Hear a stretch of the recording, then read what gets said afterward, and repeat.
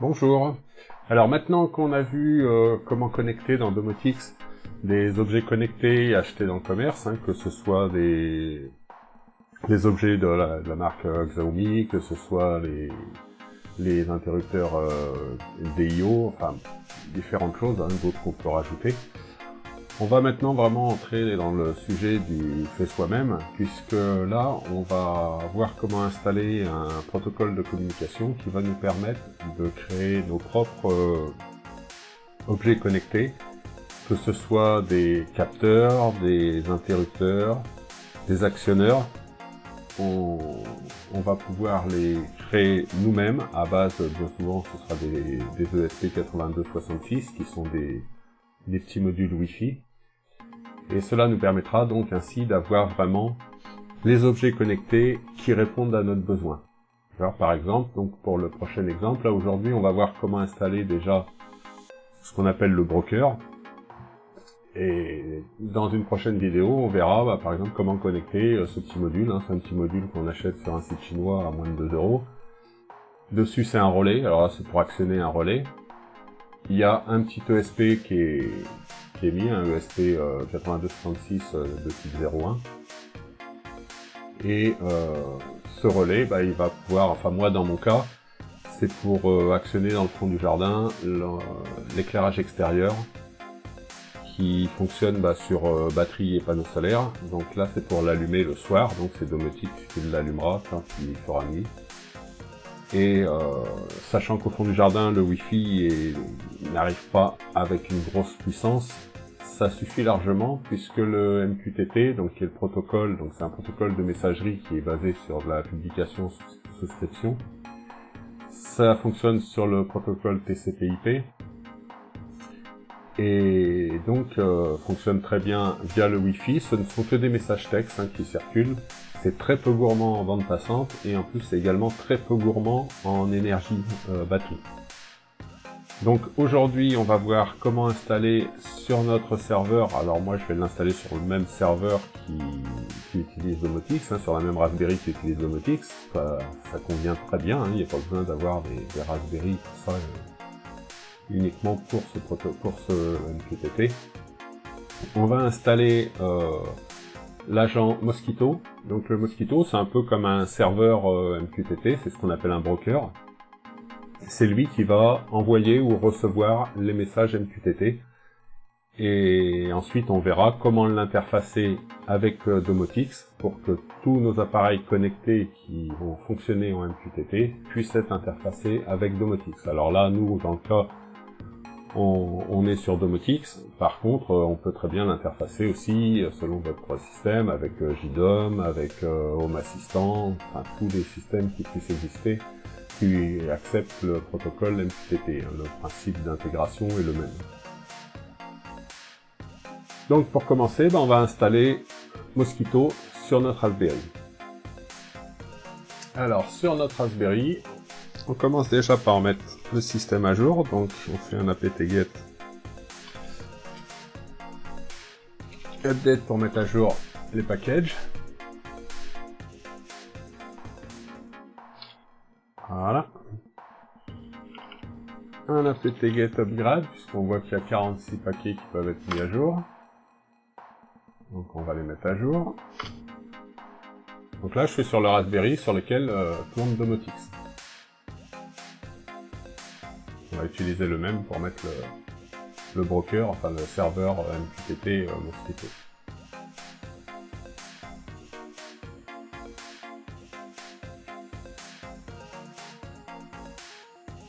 Donc voilà, les mises à jour sont faites.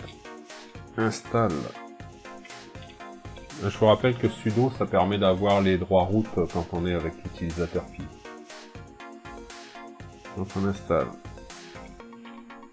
Mosquito et Mosquito client.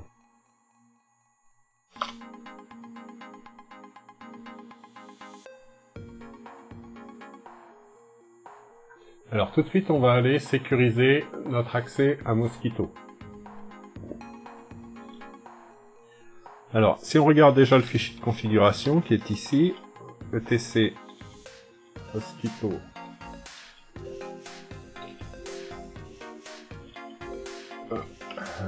Oui, c'est normal, si je dis pas.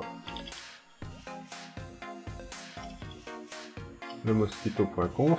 Donc on voit qu'il y a différentes configurations. Et ici, il nous inclut par défaut ce qui se trouve dans etc mosquito conf.d. Donc on va aller créer un fichier dans ce dossier, puisque c'est le dossier des configurations. Ça nous évitera de toucher au fichier principal de configuration de Mosquito. Donc là, on va aller Mosquito, donc on a vu que c'était conf.d, et on va créer un fichier qui va s'appeler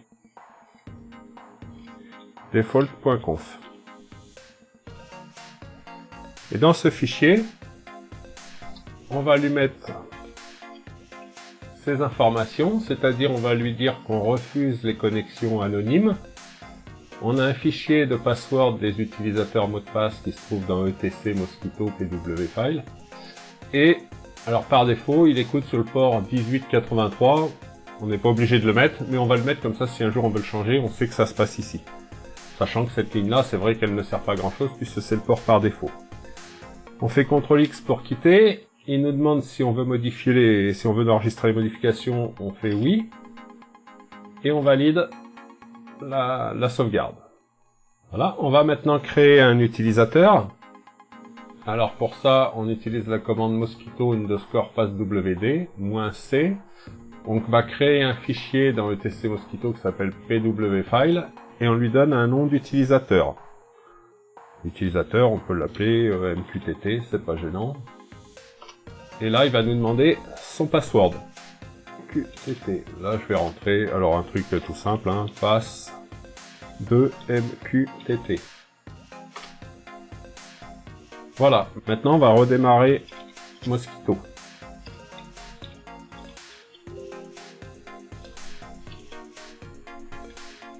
Pour qu'il prenne en compte notre configuration.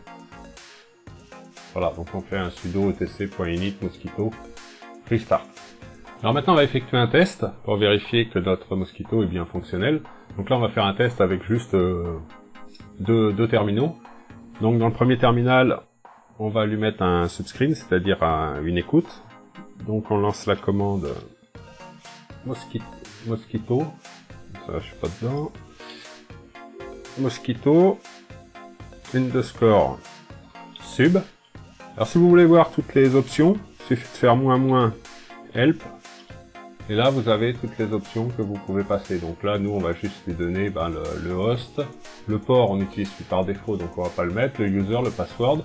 -t le topic. Alors le topic c'est un peu comme le canal, hein, on peut donner le nom qu'on veut.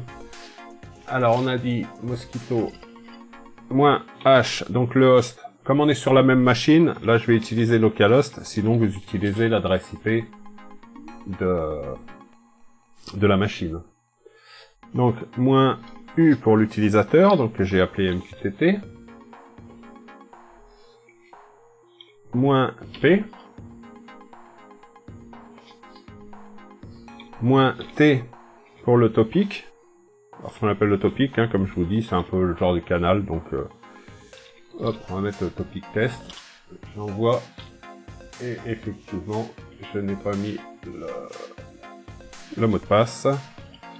Passe de MQTT. Voilà. Et donc là, il est en écoute. Vous voyez, là, il se passe rien. Il y a le carré est en bas, il est en écoute. On va ouvrir un deuxième terminal. Et dans le deuxième terminal, on va y envoyer la commande _pub. Donc pareil, hein, -help si vous voulez avoir les options.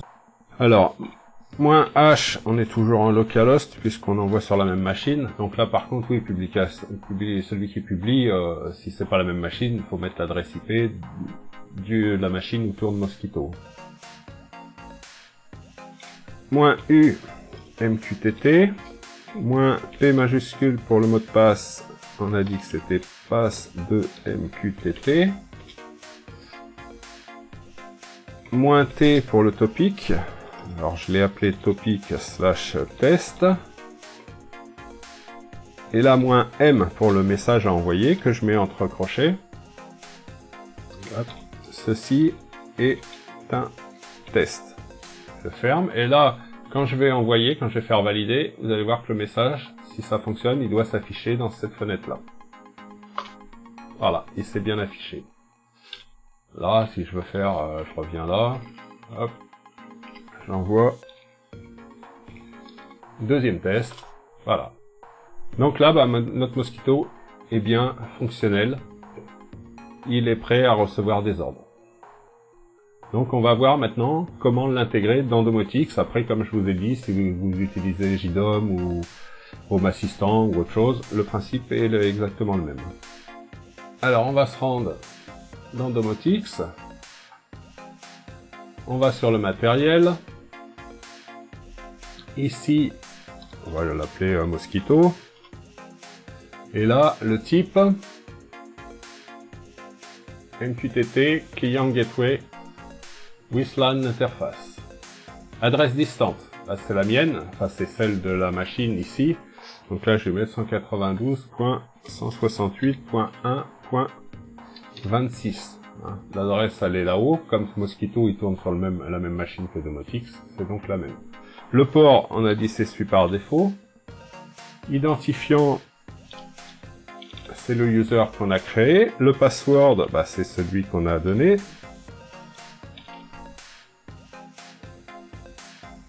Voilà.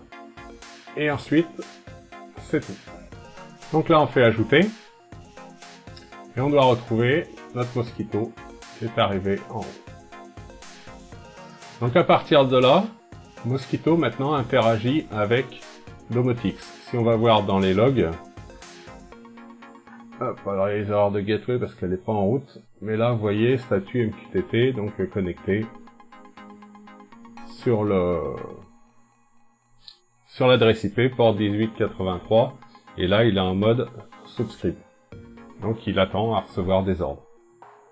Alors pas s'inquiéter, là tous les messages d'erreur ici, là les Xiaomi, les RF-Link, c'est simplement parce qu'il essaye de communiquer avec les passerelles, et comme c'est un Domotix de test, là j'ai pas mis les passerelles, elles sont pas branchées, donc automatiquement il met des erreurs comme quoi il n'arrive pas à connecter avec.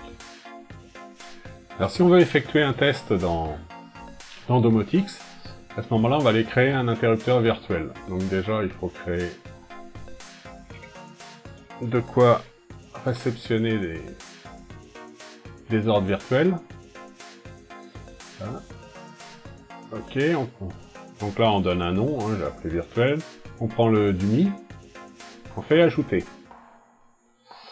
Là il s'est ajouté en haut, je fais créer un capteur virtuel. Je vais mettre test MQTT. Et je vais lui mettre de type interrupteur, hein, c'est donc soit on ou off. C'est cela, interrupteur.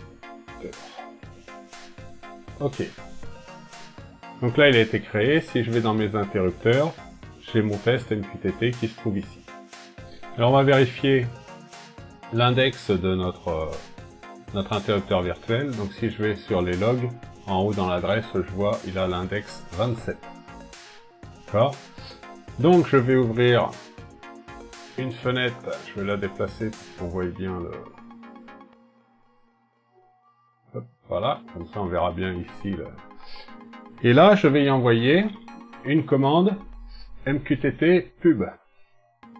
Donc, -h, pareil, l'adresse IP de mon Domotix, -u, mot de passe, enfin, user, -p majuscule, mot de passe, -t, donc là c'est Domotix in, c'est le nom du topic de Domotix, et -m, en fait, on passe une valeur JSON dans la chaîne MQTT.